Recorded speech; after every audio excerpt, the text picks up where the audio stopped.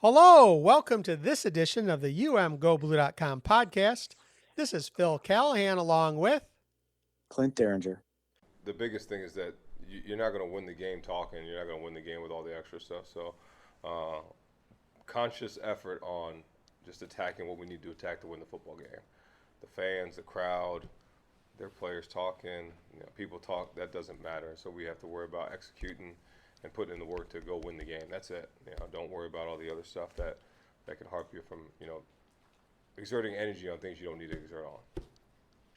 and we're going to talk about the battle for the Paul Bunyan Trophy, Michigan versus Michigan State. Well, Clint, what do you think about this one? I think the biggest question, the biggest challenge right now in this game is Michigan executing in a road game in a what will start as at least a somewhat hostile environment. This is not the best version of the Michigan State Spartans that we've seen in the last few years, but it's always tough for Michigan to play in East Lansing. These games are always closer than they should be, according to Vegas or according to the analytics. And we know that the Spartans have an entire game script and game plan that they start working on in the summer to try to maximize whatever advantage they can get in this game. They're a dangerous, kind of a wounded animal, kind of dangerous. I would say right now they have nothing to lose and everything to gain by putting their best foot forward in this game. So we're going to get the kitchen sink from Michigan State in this game, and if Michigan can weather the storm there early, um, the the Wolverines are the far better team in talent on paper. Um, I think scheme, I think coaching staff, I think Michigan is better and should certainly win this game by multiple scores. But you have to be able to weather the storm early and then put them away when you get the opportunities. Take the crowd out of it, and they'll leave by halftime if Michigan can execute well early. So I'm excited to see how well prepared Michigan is early in this game. Again, take the best punch that the Spartans have and answer the bell. And I think that they'll run out of steam before halftime, and then Michigan will really be in an opportunity to put this thing away. And that's what I'm looking forward to. So, the scary thing for me here is that this has all the makings of a game that Michigan State has no business being in past the second quarter. And yet, it's a rivalry game. And you have a Michigan State coach who is reeling. You have the Michigan State fandom that is clamoring for pretty much any coach they can get. They seem to have wet dreams that they're going to get Urban Meyer. They have more realistic dreams that perhaps they can pull, a next tier coach, right? And it seems like the Michigan State has already gone past the well, should we keep them and have gone right to well, who's our next coach, right? And so you have a Michigan State team that is feeling not only disrespected by Michigan, but disrespected by their own fans. And that is a time that sometimes a team um, basically elevates their play and just the world's against us and okay, let's show them what we have. And as much as Michigan is saying all the right things right about the rivalry, uh, it's hard or it's easy to understand why, especially with so many players on Michigan's squad who are not from the state of Michigan, you could kind of understand how they might overlook this. And it's interesting that one of the things that we're hearing a lot about from the older Michigan players is how they are educating their teammates on the rivalry. And it was interesting because you have Trey Williams dropping all this talk about the rivalry. It means a lot of things to a lot of people. So when we go out there on Saturday, we're not only playing for our individual selves, but we're not only playing for our team, for our coaches, but we're playing for a lot of people. So I'm sure we're playing for some of y'all too. So shout out y'all too. I would say this one has been going on longer. 1898, I think, is the first game. Man, when you get immersed into like such a rich culture like Michigan, you have no choice but to take it all in. So, and I just been trying to be a sponge since I got here in January, and that was one of the things I picked up. I thought it would be cool if I dropped that little mic. It's one of those things. It was really cool to hear a player talking about it, but you also look at where Michigan State is, and Clint, you and I have watched this rivalry for a long time, and again, you have a couple things working against Michigan. You have, hey, they're going on the road where they haven't played great. They're playing at night. The weather looks like it's going to be a little dicey. And you have all of these factors around the game, right? Um, I'm wondering, are we going to see signs in the Michigan State student section calling for James Franklin, right? I mean, it's going to be such an odd um, environment that it's going to be interesting to see, will Michigan State's team roll over and give up on their coach, or will this galvanize them? And I really don't know. So there are so many uh, specific moments in this rivalry game that, for at least as a Michigan fan, are just nightmarish flashpoint moments to recall. I mean, of all of the crazy ones, and I'm not going to list them and relive them for everybody here. I don't want to traumatize everybody, but the one still that is top of the list for me is probably not the same as for other people. It's the pandemic year in 2020 when Michigan, I think they were 35 or 36-point favorites. And they absolutely could not stop Ricky White and Rocky Lombardi on defense. Just simple route, go routes, throwing the ball up as soon as he caught the snap because they knew that they could not block the Michigan pass rush. They just launched it, and there was no adjustment, no coverage difference, no reaction to what was happening. It was just the Michigan defensive backs getting dominated by the Michigan State wide receivers over and over and over again. And they end up losing that game in a silent big house because there were no fans during the pandemic. And I'm listening to you talk about the strange environment and how it's not going to be quite the same normal road environment. The coaching questions abound. Um, Aiden Childs is a really talented quarterback. He has a lot of consistency issues for sure, but he can throw the ball with anybody in the country. And they've got a super dangerous receiver also named Marsh, Nick Marsh, that it is not outside the realm of possibility that you could get a really stubborn defensive coordinator who won't adjust to the reality that he's seeing on the field, and a quarterback who's willing to just chuck the ball up there into harm's way and trust his wide receiver to make plays.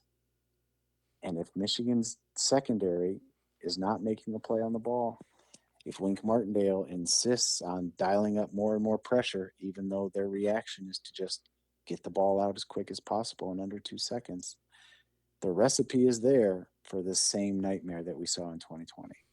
It absolutely could happen. And that's why I said it has to start with the right game plan, solid execution for Michigan early. And if it is not that, if we see problems early on in this game, Sherrone Moore and the coaching staff have to have the quote unquote tough conversations immediately in game. You cannot let that stadium and that team, the Spartans, gain momentum, gain confidence all the way through halftime and into the third quarter. You absolutely have to shut it down as early as possible if they do end up jumping up and making a couple big plays, or if they come up with a game plan that wasn't what Michigan expected. That might happen, but you cannot let that linger into the second half. You have to take away all the hope from that entire fan base as quickly as possible. You do not want to be playing a one-score game in the fourth quarter in this game. For those in the audience who aren't fully aware of how bad 2020 was, okay, and all hats off to Rocky Lombardi, okay, he was incredible on that day, okay. It was also inexplicable, okay. This was a guy who who left the team the next year, okay. He had a day. And I'm sure in East Lansing he will never have to buy a drink again in any bar, right? And you watch that game, and you just could not understand how it happened, right? And that's why when we talk about rivalry games, stuff happens. And that was, we also think back to not only did Michigan lose, but the whole season went sideways. I mean, it caused all kinds of political drama. There are those who say that after that season, and when I say those who say it, they're legitimate people in the media who've talked to Harbaugh and people around him. There's legitimate chatter that after that season, Jim Harbaugh thought there was a chance he was going to get fired. Okay, we always have uh, the certain percentage of fans who always want the coach fired, right? Well, that percentage was very vocal. They were unhappy that it was taking Harbaugh so long to win a Big Ten championship and get us to the national championship, and they seized on that, right? Now, Clint, our audience can go back and listen to the podcast. We did not expect that to happen. We did not believe that would happen. We didn't think it should happen, okay? Because first of all, at that point, who were you going to get? Okay. We were really committed to Jim Harbaugh at that point, just because if he couldn't make it work, this was going to be a big job for anybody to step into, right? But what we do know is that the athletic department used that as an opportunity and leverage against Jim in his contract negotiations. And like I mentioned before, there is a strain of thought that what happened in that season contributed to Jim Harbaugh going back to the pros. He never wanted to be in that position again. Okay. And, we can go back and forth on whether that's true, but so many things happened from that game, that rivalry game. Okay.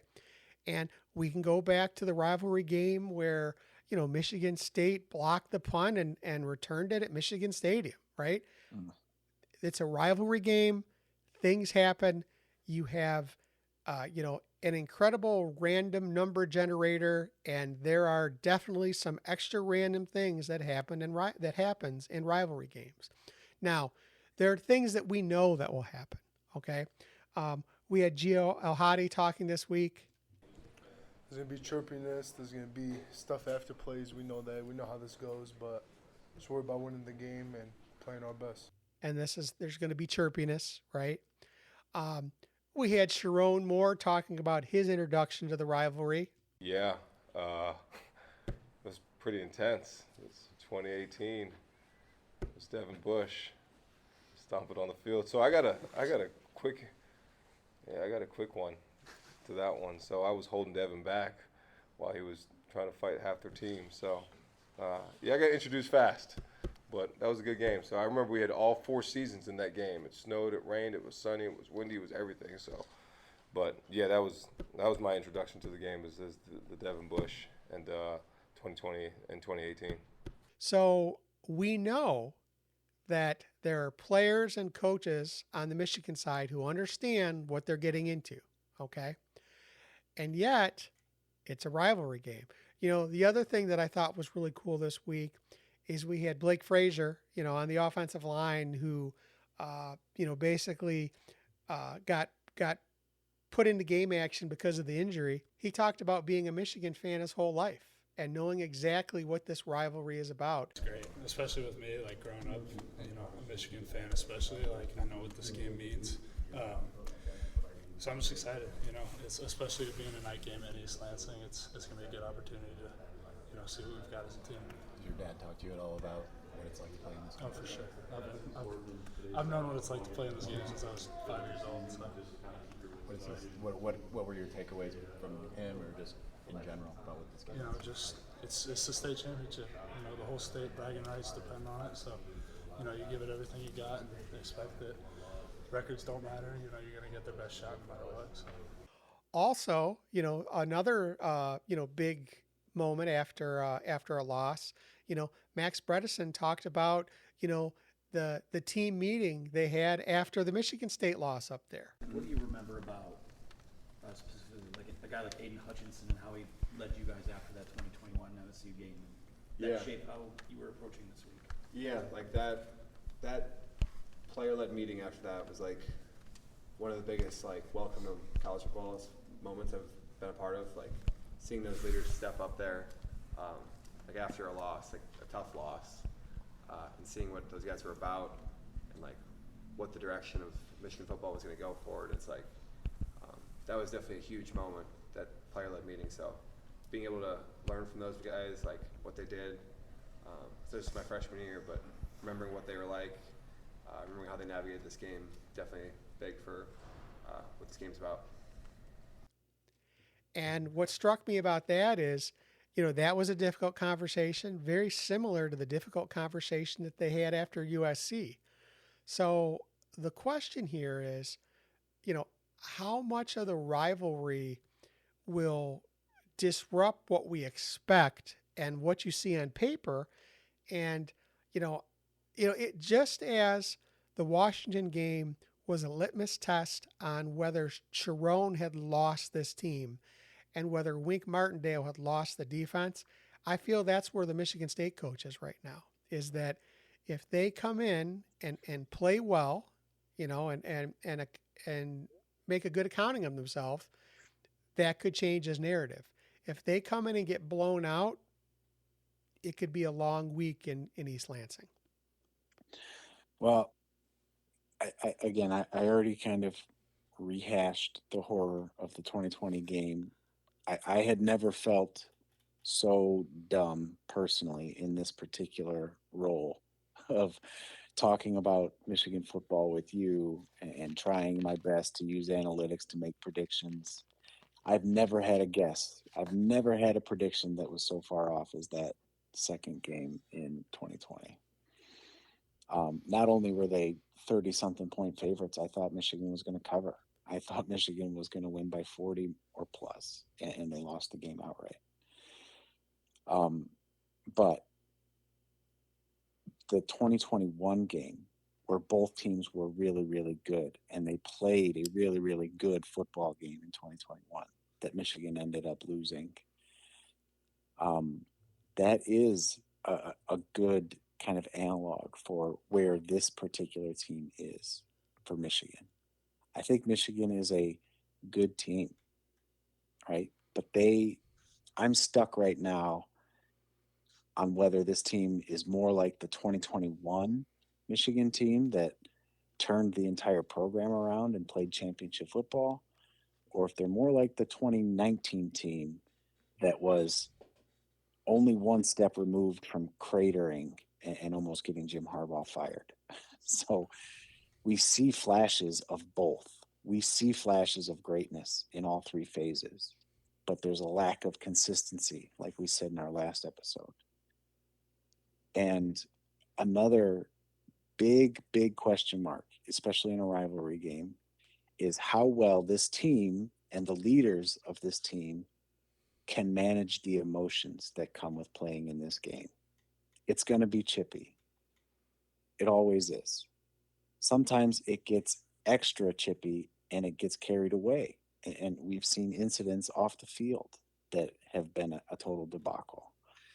One other criticism that you and I have had of this team, especially on the road, is lack of discipline after the whistle.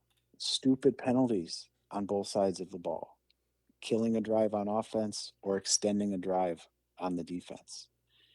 That cannot happen. You cannot get so wrapped up in running your mouth or talking at the other team or making gestures to the fans or to the other sidelines that it costs the team on the field. And that falls on leadership, player leadership, and the coaches. And it's kind of another test that I think you and I would agree we have to see this 2025 version of the Michigan football team play a clean game on the road against a rival and show that they can manage their emotions and keep it between the whistles and not let some stupid decision hurt the team, especially in a big moment. Because if you're in a one score game in the fourth quarter, it's going to be a flag or some crazy play or some strange call or some weird unforeseen circumstance that is going to be the outcome one way or the other. And Michigan just does not want to be in a one score game in the fourth quarter in Spartan Stadium, period. Well, and that's a great point, Clint.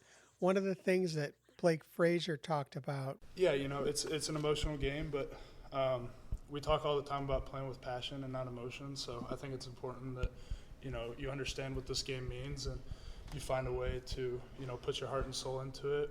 But at the end of the day, when the whistle blows, like, go back to the huddle and get ready to play the next play. And that is exactly what Michigan needs to do, because if this game, okay, we've seen a lot of extracurriculars in this game, okay, on the field, off the field, around the field. And one of the ways that Michigan State can pull Michigan down is, again, get called for stupid penalties, okay? We've already seen this team do that with very little motivation already, right? And in this game that will be heated, that will, the crowd will be into it at least for the first quarter. If the Spartans can give them a reason, they'll stick around, If Michigan can get on top, the couches will start burning and we'll see them burning in the distance at halftime. But if Michigan State can use that chippiness to knock Michigan off their game, this could get dicey. And we've seen this. Michigan is a provocable team, okay? The same way that Trey Williams talked about that they're susceptible to the screen pass. We don't get squeezed the rest of the year.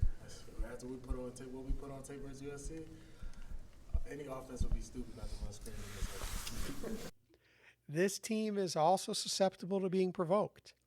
And it's going to be on the captains to keep that in rein. And Gio said that in the quote that we already used, about you got to worry about winning the game. And if you're getting involved in extracurriculars after the whistle, if you're getting flagged, if you're getting ejected, that's going to mean a lot, okay? And we always say, the second guy is the one who gets flagged, right? I think you're definitely going to see that when you're on the road in a hostile environment. The referees are human. And I think that it's going to be interesting to see these players. One of the things that Max Bredesen said is, My go-to lines are telling people, you won a state championship, and yes or no, it's time to go win one. So that's a good way to put it. And just have guys ready to play, for their first time playing this game, it's their first rivalry game that they played in. So have them ready to do that too. right? Okay, if you're playing for a championship and this is your first rivalry game, if you're a guy who came in as a transfer or you're a guy on Michigan's roster who's a new starter, can For you true freshmen. yeah, can you oh yeah, exactly. And that's the thing about, you have Bryce Underwood, right?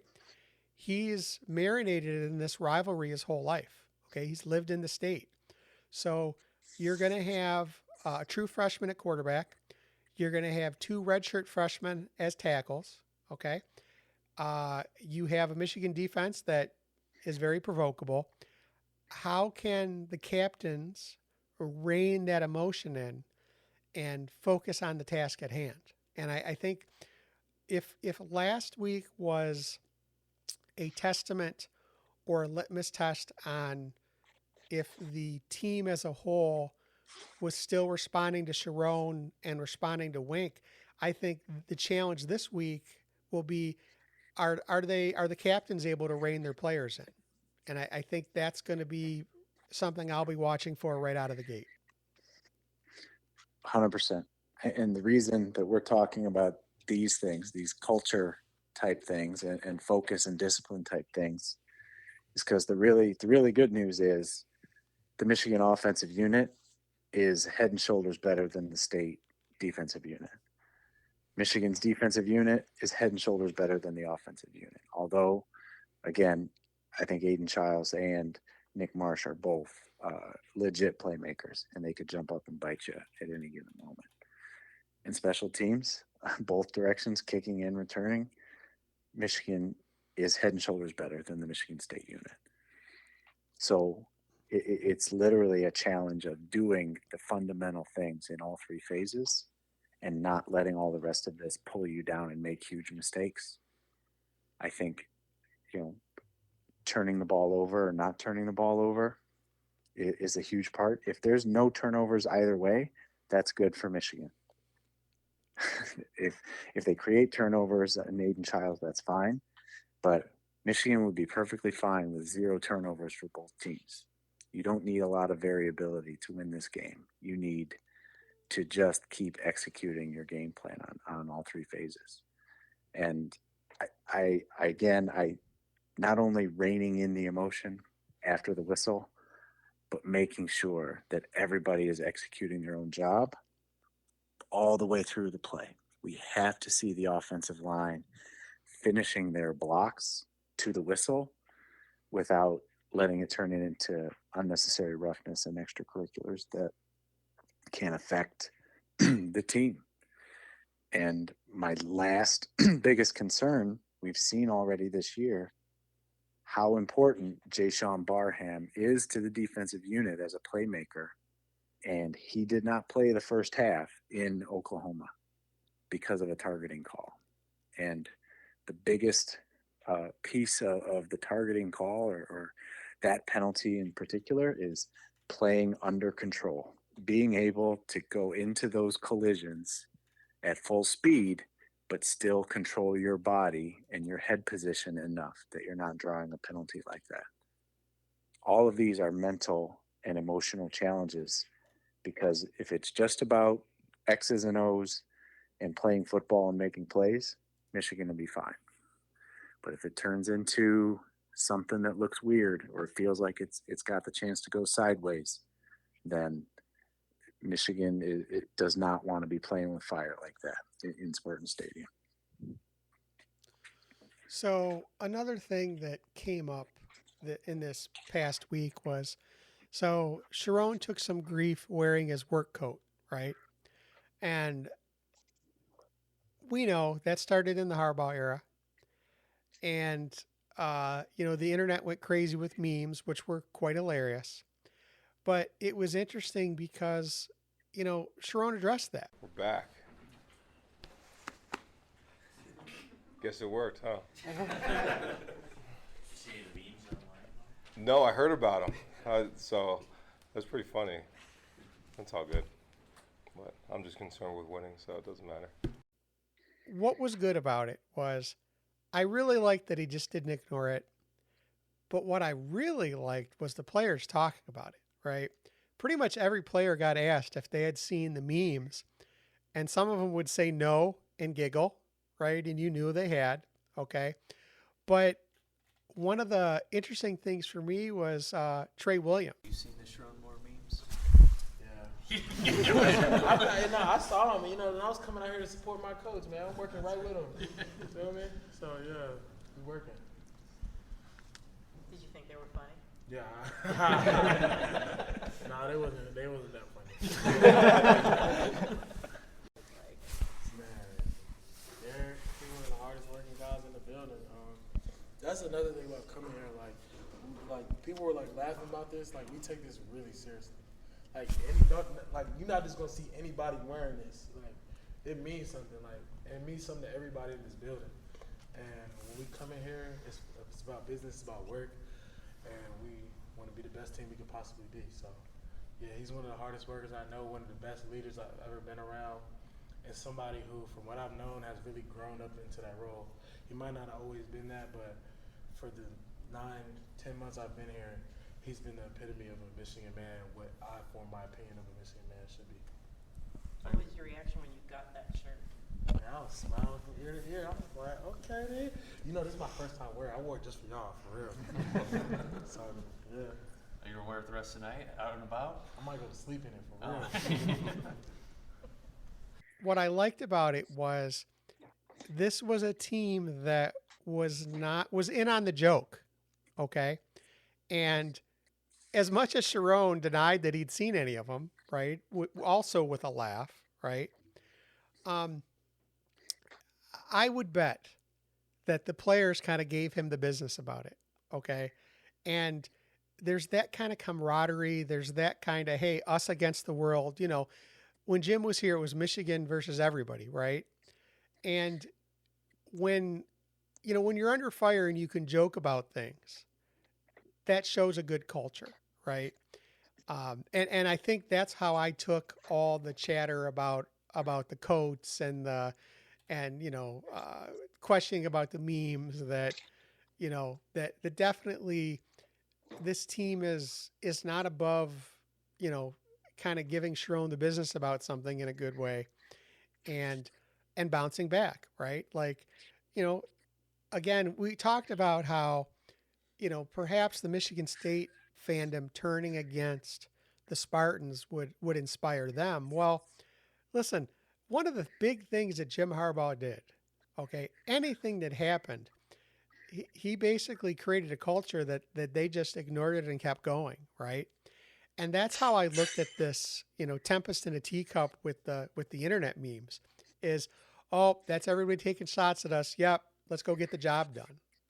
And I saw it as a good sign. And again, it was entertaining too. Sherrone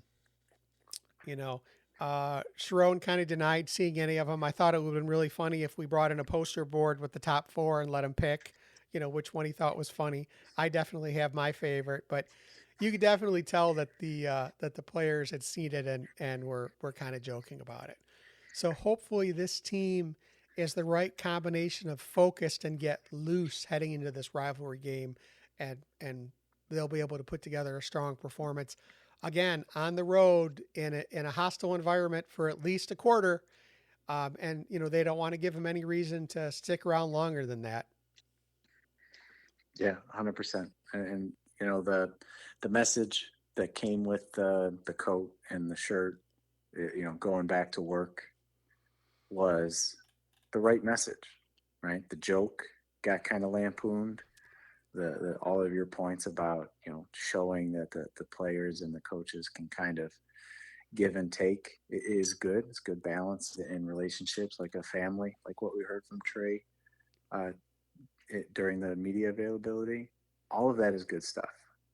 But what matters is it was time to go back to work and to have difficult conversations at the coaching and playing level. And those conversations have to carry over from one week to the next. All was not fixed in that Washington game. And as bad as it would have been to drop a game against the Huskies, this type of game and not playing up to the snuff in this particular rivalry game would hurt a whole lot worse than losing again to the Washington Huskies. If Michigan doesn't take care of business in this game and win the state championship, they're going to really know what pain is about and internet memes and lampooning is about.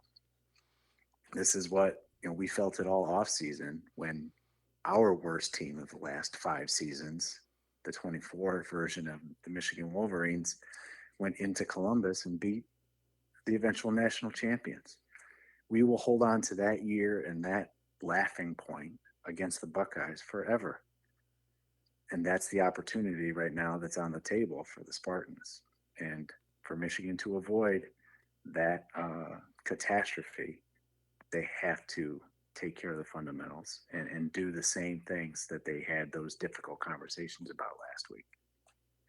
And I think the key is that not only can Michigan win the state championship, not only can they perhaps deal a death blow to the Spartan season, but they can go in and show they can win on the road. Okay, I mean, all three of those things are important, and all three of them are worthwhile, and it's there for the taking if they can stay focused. And I think that's, you know, Sherrone talks about. Every game we go into, there's, complacency will take away your edge. And if you get complacent, you get happy, you can be happy about the win, but you can't be complacent about it. You can't be satisfied. So, we've got to stay hungry. We've got to stay starving, throughout this process, and that's what we're going to do. What they need from that USC game is to remind them how close they are to a great season, but also how close they are to another season as disappointing as last year. And I think Saturday is going to tell us a lot on where this team is. Absolutely. I'm looking forward to it. I'd much rather be on our side of it than their side of it right now.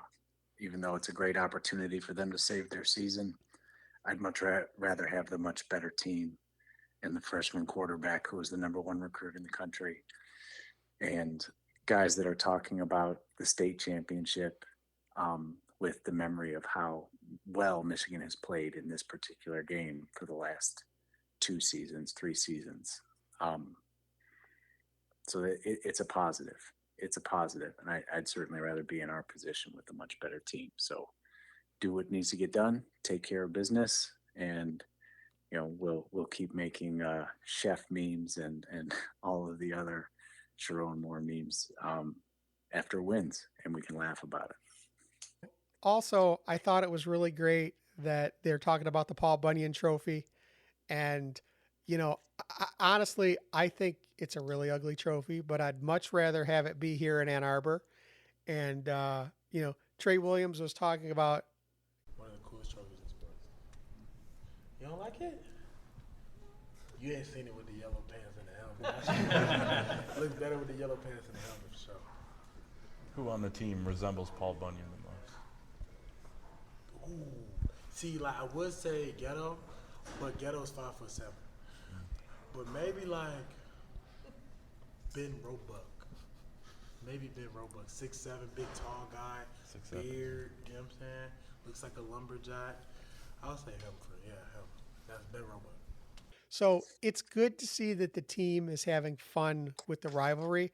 And I think it's another sign that shows how loose they are. So on that note, that's going to do it for this edition of the UMGoBlue.com podcast.